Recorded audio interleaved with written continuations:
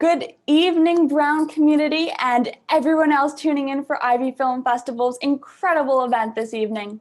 I'm Sasha Pinto, one of the directors of IFF, and oh my goodness, tonight we are exceedingly fortunate to be hosting a conversation about the breathtaking new film, The Trial of the Chicago 7, and welcoming the film's writer-director, the legendary Mr. Aaron Sorkin, who is unquestionably the greatest screenwriter in the history of cinema, along with one of the film's brilliant actors, Mr. Jeremy Strong, whom we all know and love as the dark and damaged Kendall in Succession.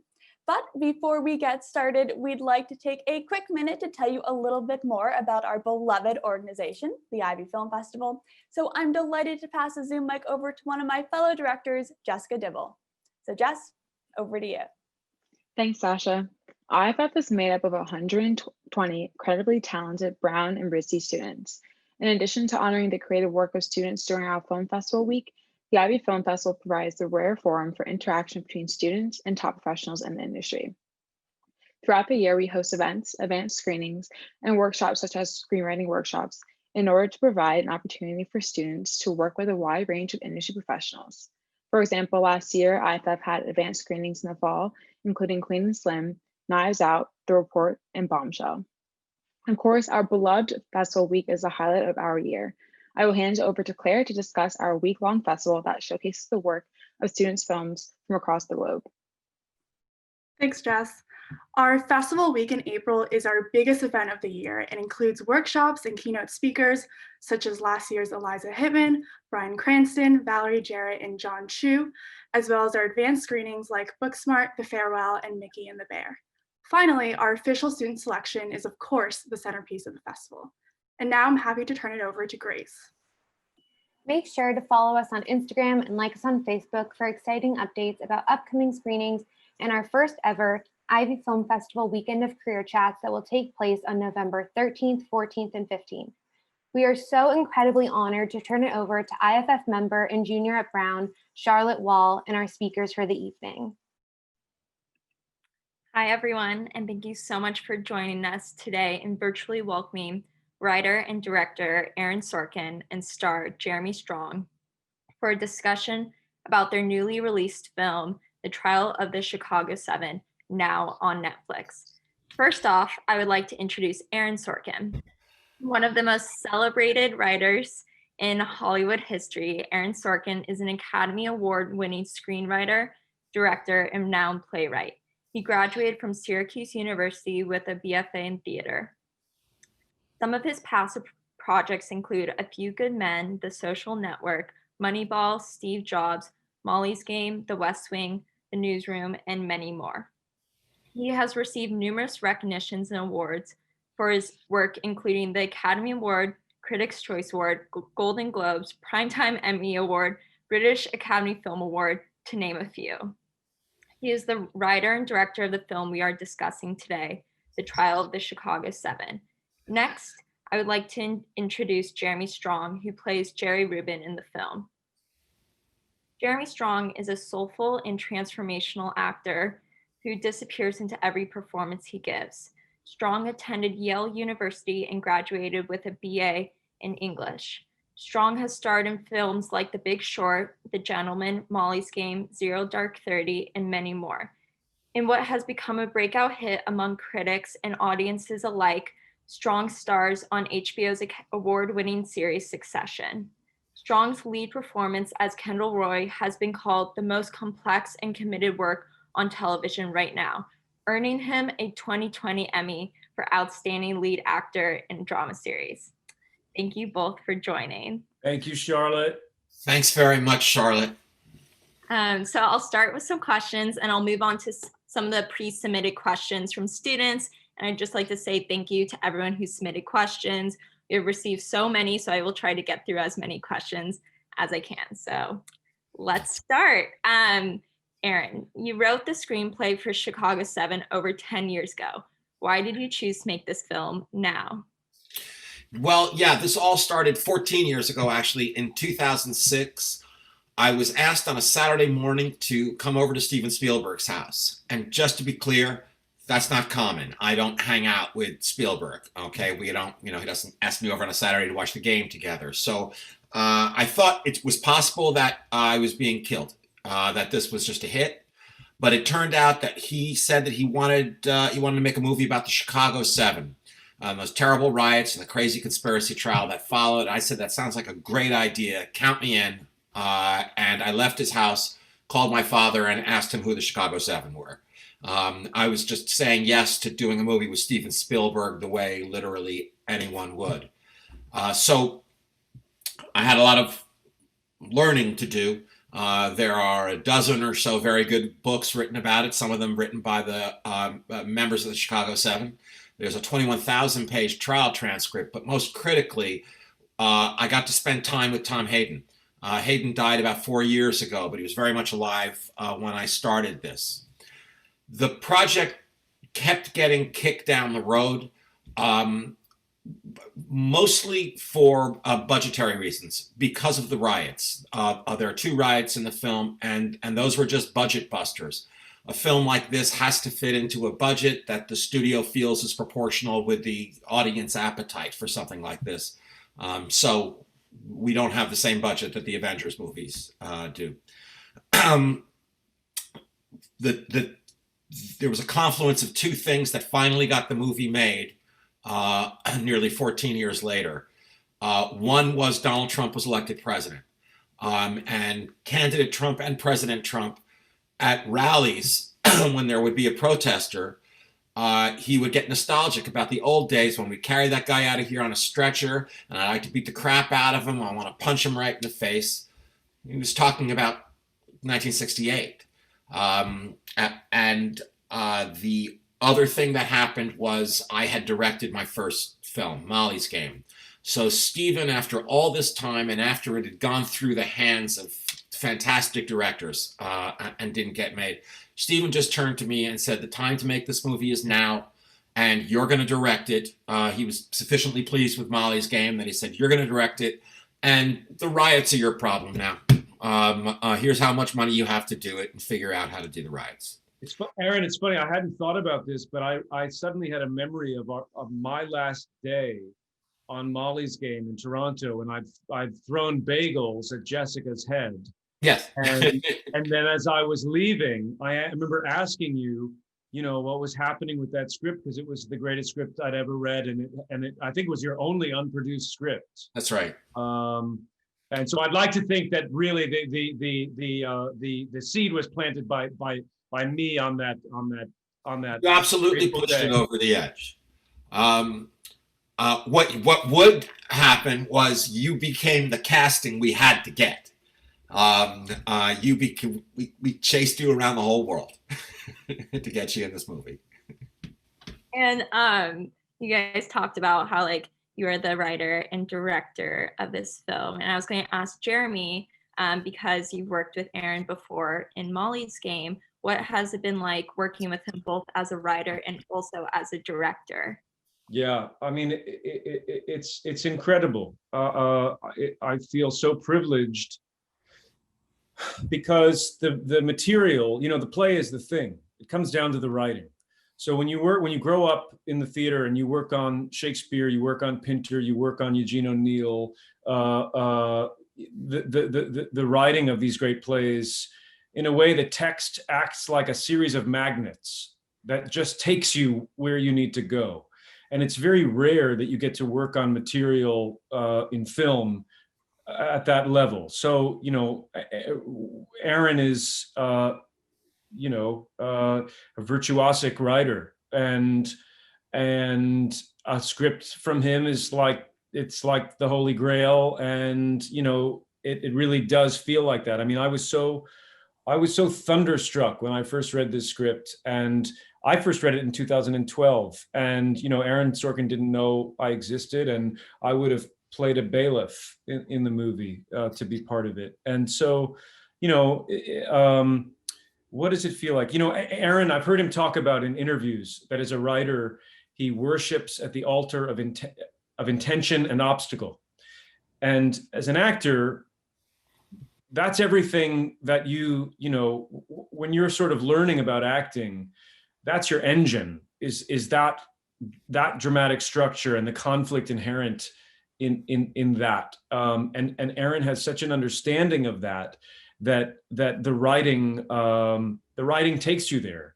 And then you sort of marry that with your own work and your own characterization. It's as if you your imagination is like a 3D printer, and you feed the script into it, and then you hope that it will render out a sort of living, breathing, three-dimensional embodiment of what is on the page.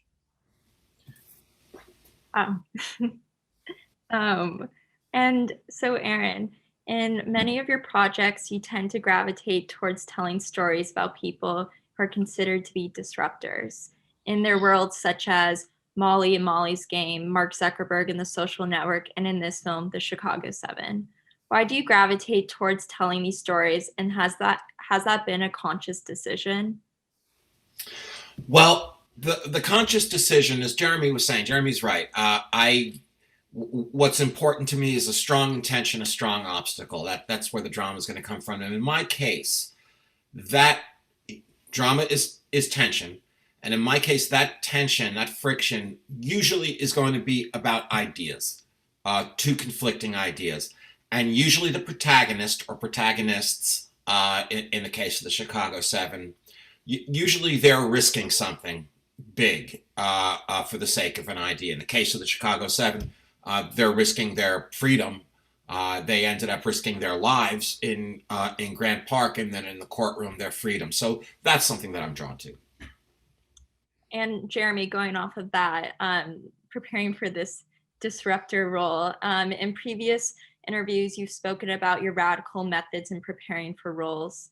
Can you elaborate on your rehearsal process, and more specifically, can you walk us through how you get into character for a new role? This is going to be interesting. Well, first of all, I don't really have a rehearsal process. And in fact, if I had my way, I wouldn't rehearse at all on a film. The rehearsal process is, in a sense, the months and months of preparation before you step onto a set, so that by the time you walk onto a set, the hope is that there's no acting at all.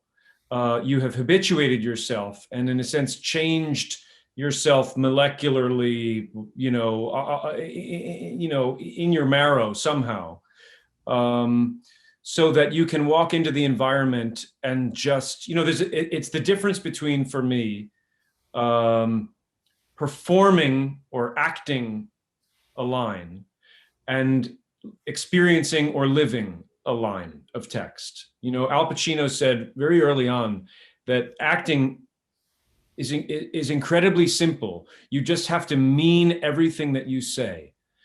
And that's a really difficult thing. So that, for example, when Abby Hoffman says "my life," that line is not something you can just say. It has to cost you. You have to understand what that means. And so I think my whole method, is just really about that. It's about trying to mean and earn the right to say everything that Aaron has written, so that I understand it cerebrally, but viscerally.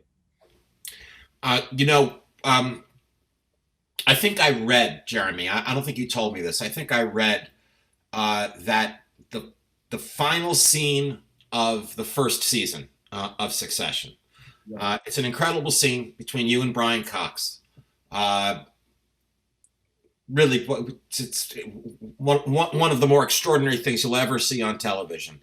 That, as Jeremy said, he didn't want to rehearse that scene. That he was completely prepared from having played Candle all year long, and whatever work he put in at home before he showed up to work for that particular scene, especially where you're terrified of what your father is about to say. Jeremy just wanted to walk into the scene and play it with Brian Cox.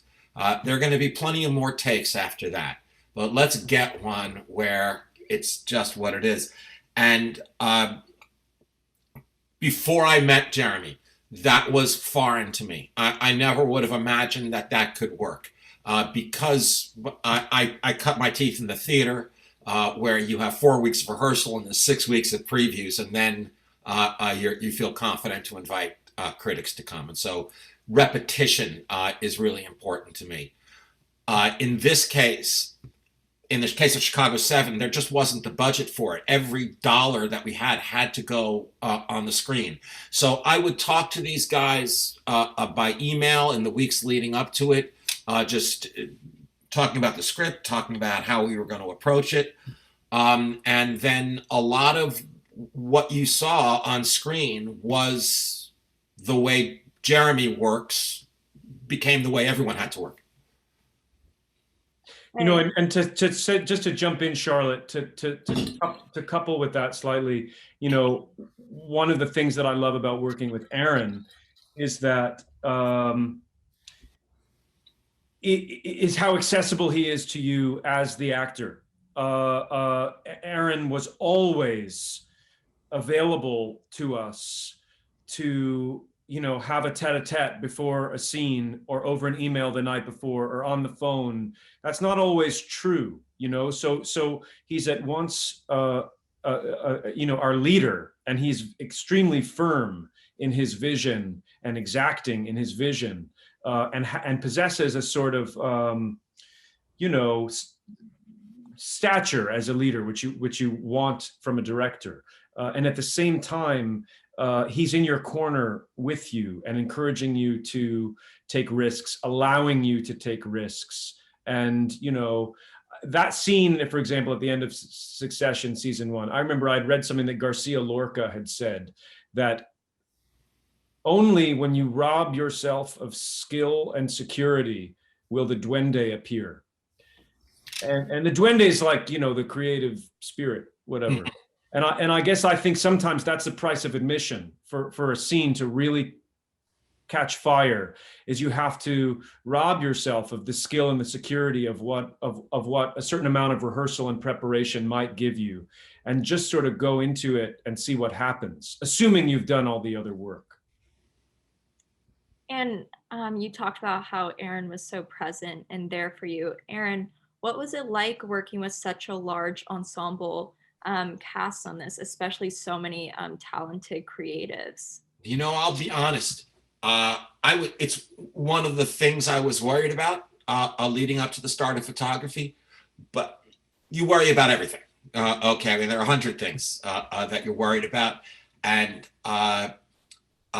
one of them was that this was there was going to be a lot of testosterone on that set. This was a cast made up mostly of people who are used to starring in their own thing. Even say on Succession, where Jeremy is part of an ensemble, there really isn't going to be a day on the shooting schedule where he's not shooting his big scene. You know, when Jeremy is in a scene, it's going to be his big scene. In this, there were going to be times when the actors just had to support another actor because it was their big scene. So I was concerned about that. And it turned out I had no reason to be concerned about that. Everybody was really into being an ensemble. Everybody was there to support each other. And everyone understood that, especially in the courtroom, it was going to be the coverage where those scenes were all going to live in the coverage. That most of the time, with just a couple of exceptions, the exceptions being Abby's testimony at the end and Michael Keaton's testimony, Ramsey Clark's testimony toward the end. With those exceptions, what people were saying on the witness stand didn't matter as much as how the characters were reacting to it. So they understood that even if they're not saying anything in this scene, you know, how Jerry is reacting to the undercover FBI agent who he thought was in love with him, but right. So the way it turned out was I felt like every morning when I got to the set, I was being tossed the keys to a Formula One race car. And as long as I didn't put the car in the wall, these guys were going to win the race every day. It definitely showed in the film. And I think so. yes, personally watching it, I just loved the court scenes. Just seeing that, I could like feel the energy as a viewer, just seeing everyone in the room together and just like them going back and forth and all the communication. I was just like, I felt like a part of it. So it was very effective. Well, everybody was very into it. And actually, there was an interesting thing that kind of goes with what Jeremy was talking about. It was with Jerry and Abby, Jeremy and Sasha. These actors understood that their characters, their job every day in that trial, and the trial lasted close to 6 months, that the characters, their job every day in that trial was to demonstrate to the judge that they have no respect at all for this trial. And we're just going to show you that every day. And my problem that I come to them with is that if there's too much shenanigans, if there's too much circus stuff, it's going to appear as if our side doesn't really care if they win or lose, that they've already decided they've lost and they're just going to make this a circus. And I can't make a courtroom drama work if one side doesn't care whether they win or lose. Jeremy and Sasha were right when they sort of had the attitude of, that sounds like a director problem to me, because our characters, our responsibility is to show this guy we don't care. And I think that struggle, that tension there, which was always a collegial tension. Yeah.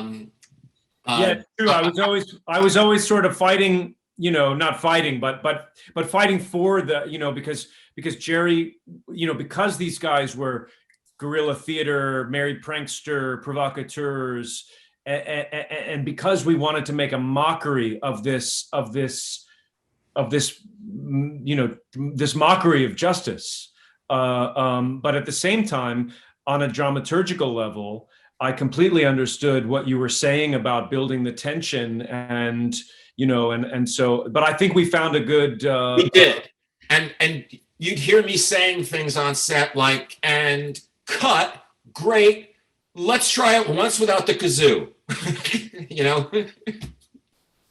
Yeah, that's a true story. Jeremy, how was it working with the whole ensemble cast? Yeah, I mean, great. I mean, it's like the dream team, this movie. I mean, I actually had to kind of block that out, because the only thing that you need on a set is to be free to follow your creative impulse and to be present and honest and be open.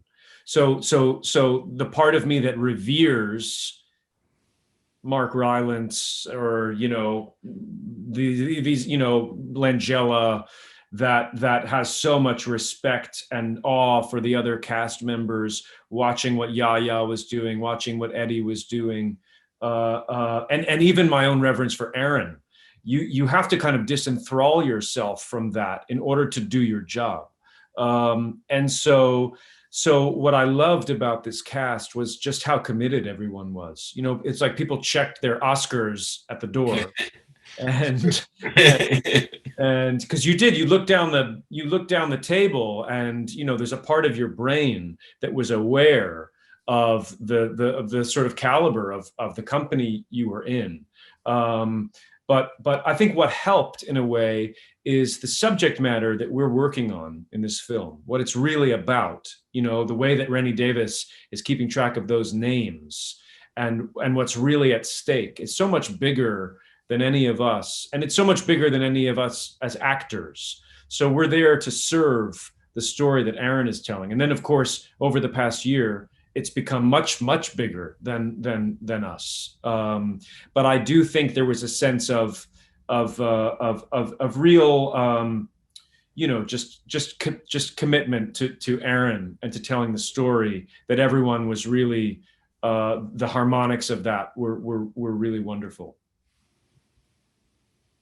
And Aaron, you always direct your own films, and how have, just more generally, how have the directors you've worked with inspired you, and what have you learned from them? A great deal. I've had a chance as a writer to work with phenomenal directors, from Mike Nichols to David Fincher and Danny Boyle and Bennett Miller. And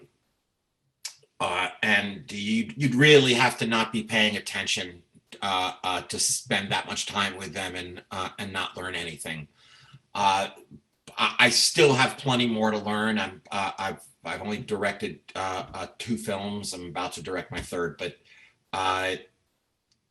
mostly I think of it as an extension of writing. That when I'm writing a screenplay, a play, an episode of television, I'm very aware that I'm not writing something that's meant to be read.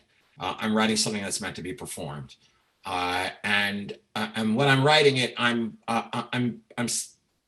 seeing it in a strange way. I'm hearing it mostly, so I rely a lot, I think more than other directors do, on the cinematographer, on the production designer, on the editor, to get me where I want to go.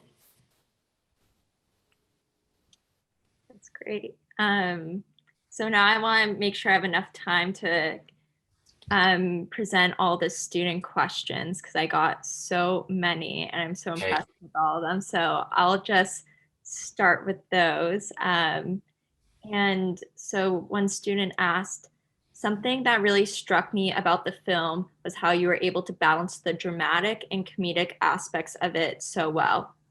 So I'm wondering what your writing process for this film looked like so that you were able to create something that was both incredibly humorous and also emotional and suspenseful.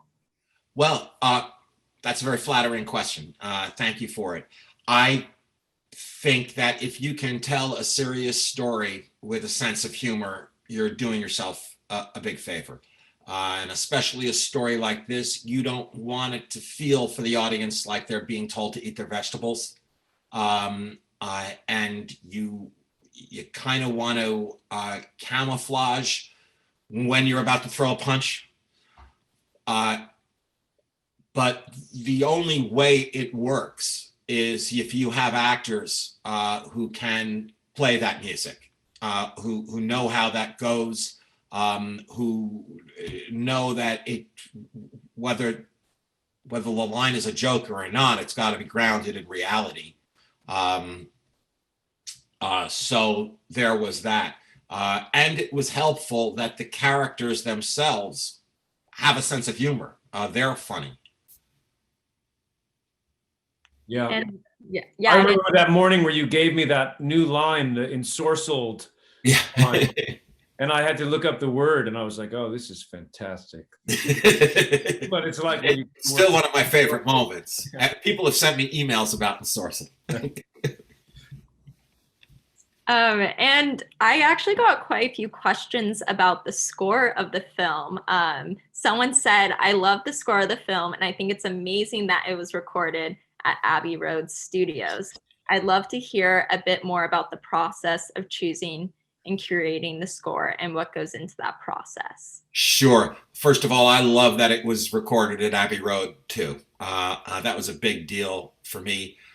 We had to record the score, which is a full orchestral score. We had to do it 3 instruments at a time for social distancing. So I would, and I couldn't go there because of the quarantine that I have to go through. So I would watch it on a Zoom-like thing. And the fact that I was, looking at Abbey Road and thinking about everything that's been recorded at that studio. But we're talking about Daniel Pemberton, our composer. And what I wanted to do, what I would tell everybody the moment they joined the movie, the production designer, the costume designer, everybody, and Daniel, was that the film isn't about 1968, it's about today. At the time, I didn't know just how much about today it was going to be. But I said it's about today, and that I didn't want to lean into 60s iconography. We weren't going to see a lot of peace signs, a lot of tie-dyed shirts, a lot of a psychedelic aesthetic, and I wasn't going to use the 60s protest songbook that we expect to hear at a film like this. Something like this, you walk into the theater and you kind of already know in your head you're hearing Fortunate Son and Sympathy for the Devil. And I didn't want to do that, that it was going to be an original score, not source music. And I gave Daniel specific instructions for the prologue, specific instructions for the first mini symphony he had to write for the first Riot, the second mini symphony he had to write for the second Riot. Where things really changed in an important way was that the only place I wasn't going to have original score was the final music cue when Hayden starts reading the names. I want to say this without giving a spoiler to anyone out there who hasn't seen it. When Hayden starts reading the names, there was a song I was going to use. In fact, a Beatles song. I was going to use "Here Comes the Sun," and that was we were going to feel good. And in post, we would lay it in, and it wasn't working at all. It wasn't just that the song wasn't working; it's that the end of the movie wasn't working. There was not an emotional payoff. The whole movie we'd been leading up to this thing, and it wasn't working. And I can't tell you how frightening that is when that happens. So I went to Daniel Pemberton, and I told him the problem that I was having, and it needs to be original score now. And you've got to give me the goosebump experience. You've got to put a lump in my throat. I want to feel 2 inches taller when this movie is over. And he was able to take that broad and that vague an instruction and write a beautiful piece of music that went there. So I'll be happy to pass along to him that there was a question and a comment about a score. Okay, and you said that you created the score during quarantine. So how much later did you create it or work on it, like after the filming? Yeah, we were scoring during quarantine. Daniel had, I think, written it already. We were recording the score during quarantine. But I would say that the shutdown started about 3 weeks before we were done editing picture. We've been working about 18 weeks in post. Then the shutdown happened, and we were able to continue working remotely, no problem. The editor took all the editing equipment to his house and would send me things, and I'd give him notes, and we pass it back and forth like that. For the sound mix, a bunch of us have to be in a room together at Warner Brothers, but under strict COVID guidelines, we were able to do that. We got the movie done safely. And was that like a focus on releasing it before the election this year? We absolutely wanted listen, back in 2006, the last thing Spielberg said to me before I left his house was, I'd really like this film to be released before the election. Now, he was talking about 2008. Though technically he didn't specify what election he was talking about. So I feel I delivered the film right on time. But we wanted to release this before the election, not because we thought we could influence the election, that we thought we could persuade anybody, but right now is when we're talking about this and feeling all this. And I didn't want to release it into a world that was so tired of this that they wouldn't be interested. Yeah, I think it's definitely a very important film for people to watch right now and see kind of the historical connections of what we're experiencing today in the United States. Look, we thought the movie was plenty relevant when we were making it. I mentioned things that Trump was saying at his rallies, the demonization of protest, of athletes, usually black athletes, taking a knee in a peaceful protest of police brutality. We didn't need it to get more relevant, but it did suddenly. right under our feet when protesters in Minneapolis and Seattle and Kenosha and Lexington and Lafayette Park in Washington, D.C. were once again met with tear gas and nightsticks. Watching CNN at night, I thought, if you just degraded the color a little bit, it would look exactly like the footage we used from 1968.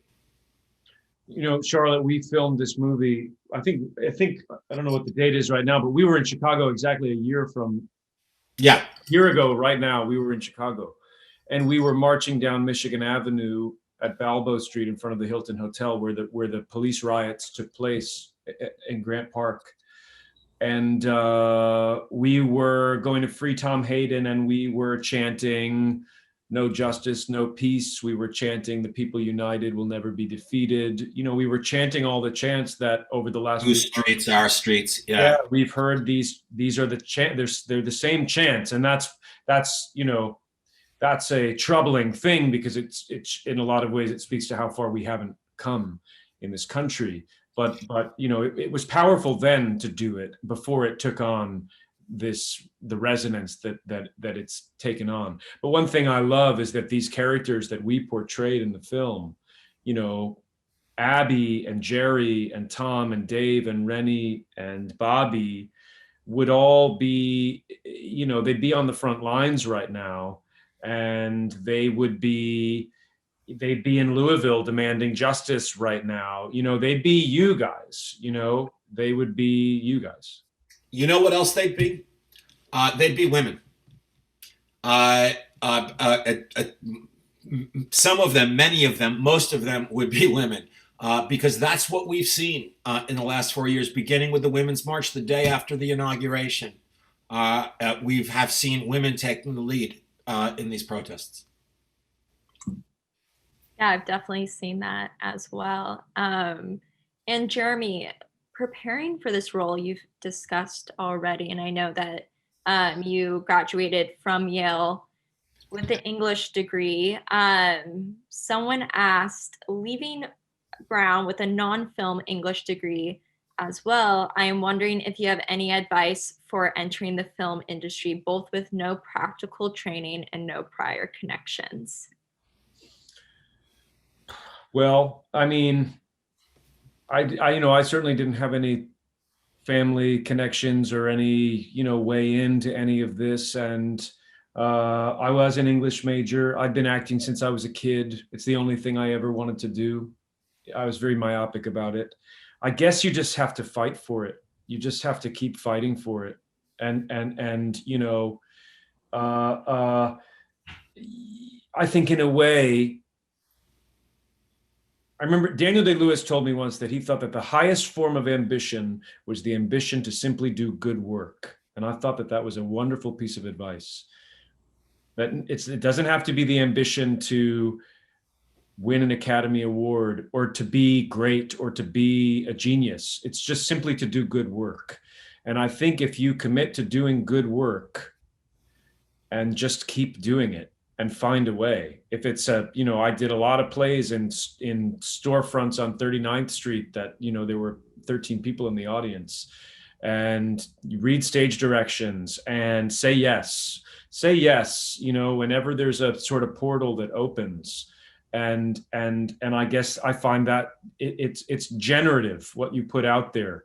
And I do think that the universe in a way reciprocates when you risk enough and commit enough and make your intention clear. So that all sounds a bit, magical thinking. I don't know practically what I would say, but I found that to be true. I want to hear Aaron, what, yeah. No, I did. I think you did say practically what it should be.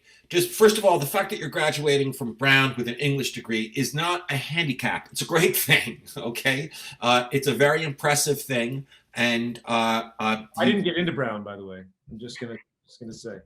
And I have to point out that I felt like when Charlotte said the word Yale, there was just a lot of, I don't know, I felt like a lot of anger, a lot of antipathy. Yeah, loaded. Yeah.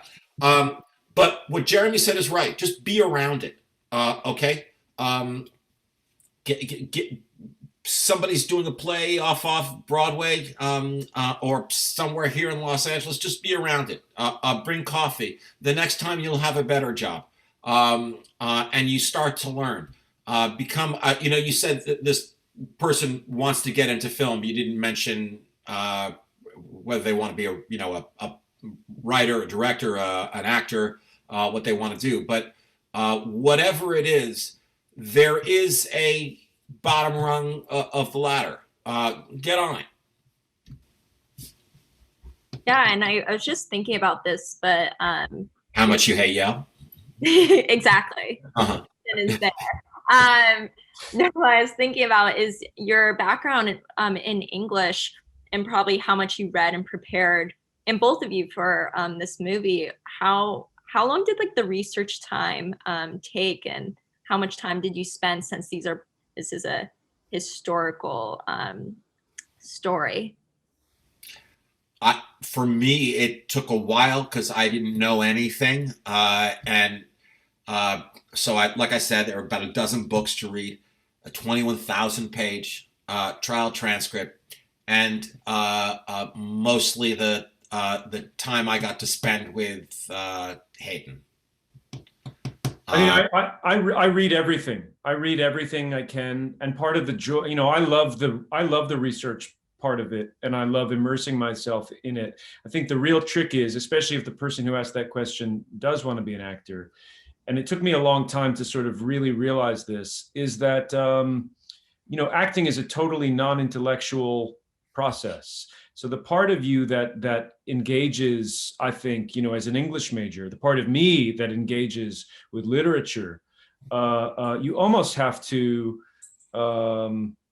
quiet that part of your cerebral self and kind of go into it, in a more inchoate, instinctive way, I think, and that takes some unlearning. For me, at least, it did after university, because the training was quite academic and theoretical, and when it comes down to it, you're just in the dark with your own instincts, and it's all just an attempt. Right, and going off of that, actually, someone asked a question that is similar. They asked that, how does the process of getting into character while playing a role like Kendall Roy, who's fictional and also someone that you return to again and again for many seasons, compared to the process of getting into character when you play someone like Jerry Rubin, who is a real person and whom you only play for one period of time while filming the movie? I mean, in a sense, it's the same. You kind of orbit something for a long time. You absorb as much as you can, you read as much as you can, you listen, you watch footage. And then at a certain point in there, something starts to happen, and then you enter into it, and then you're inside of it. And whatever it is sort of dictated by the material. So whether you're doing a Noel Coward play or Beckett's Malloy, you're approaching it in the same way, which is you're trying to be a vessel for it. And so sometimes it's a minor key that you're holding and vibrating with, and sometimes it's a major key that you're vibrating with. But it's like I said about Aaron's writing, the text itself will do a lot of the work if you just kind of are receptive and permeable enough to it. Right.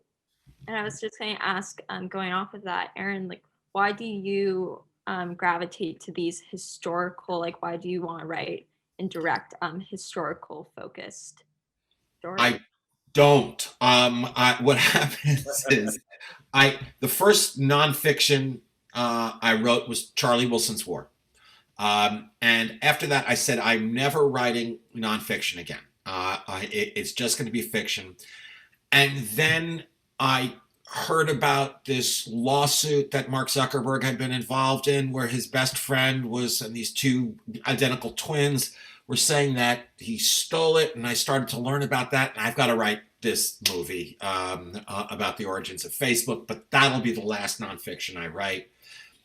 And then I wrote Moneyball, and then I wrote Steve Jobs, and then I wrote Molly's Game, all of them nonfiction, and then Chicago 7.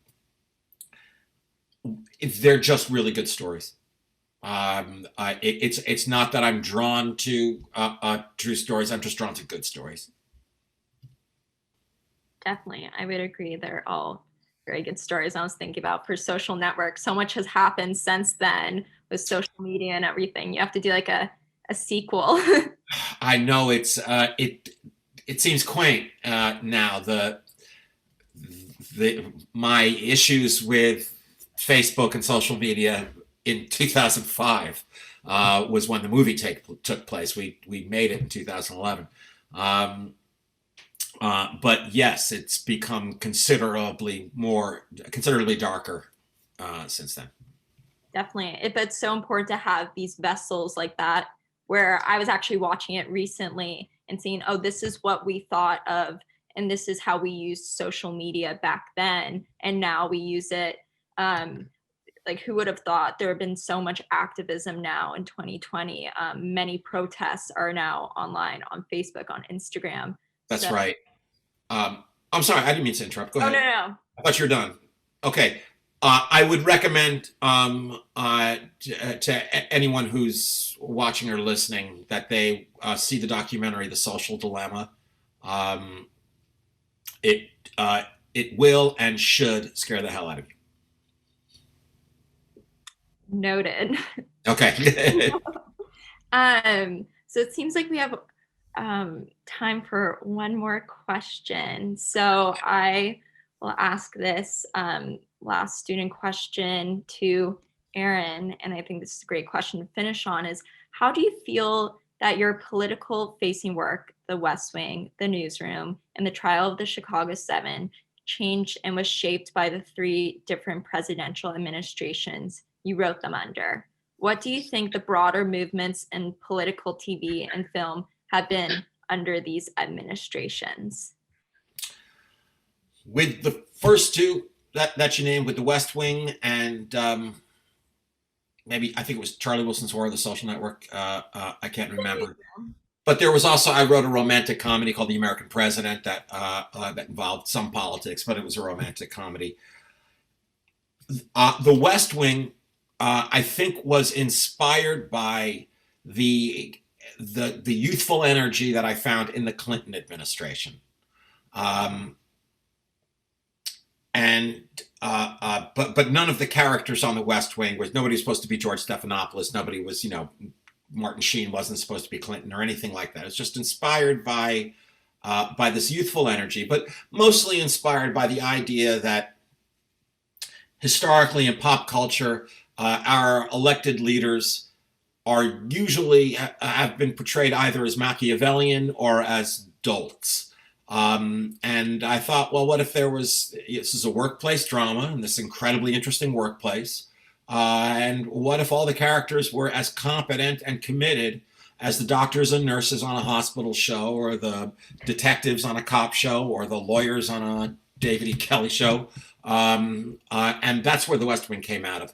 The thing that was influenced most by an administration was Chicago 7, even though I started working on it a full 10 years before the idea of Donald Trump running for president, was absurd. But what got Donald Trump got the movie made. Yeah. Do you feel like Judge Hoffman is a sort of synecdoche for Donald Trump? I do. And I feel like he is that, and you will send people looking up that word. Not sure if I used it correctly, but you did. It's a 740 SAT word, man. It's a good word. Yeah, what Judge Hoffman represents in this film is a lot of people who are trying with their last breath to preserve an America kind of from the 1950s, an America perhaps that never really was, of a white America, a quieter America, one where we were undisputably number one, we were the best. And people like Jerry Rubin and Abby Hoffman and all these crazy kids with the long hair and the clothes are a big threat to that. So Judge Hoffman, Frank Langella, was there to say, I am the guard of white America, and you'll go no further. Yeah, I definitely see those connections. When I was watching the film, I really saw the judge as kind of the figure of this male white supremacy and how he felt like he can, and he could in the courtroom, hold on to so much power above all the people. And Right. like Jeremy said, that's the thing. Go ahead.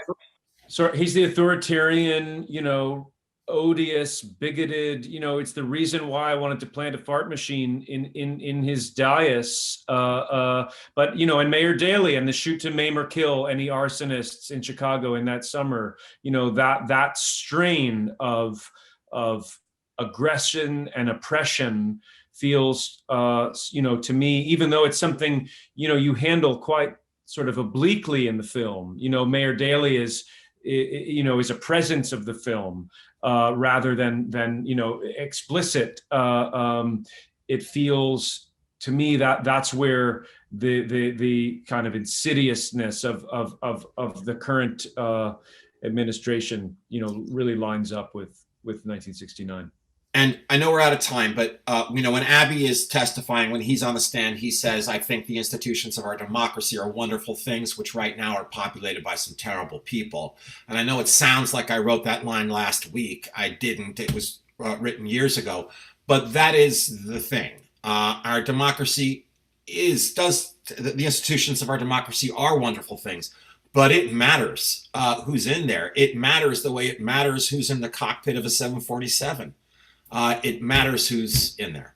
And that was a PSA to vote, please.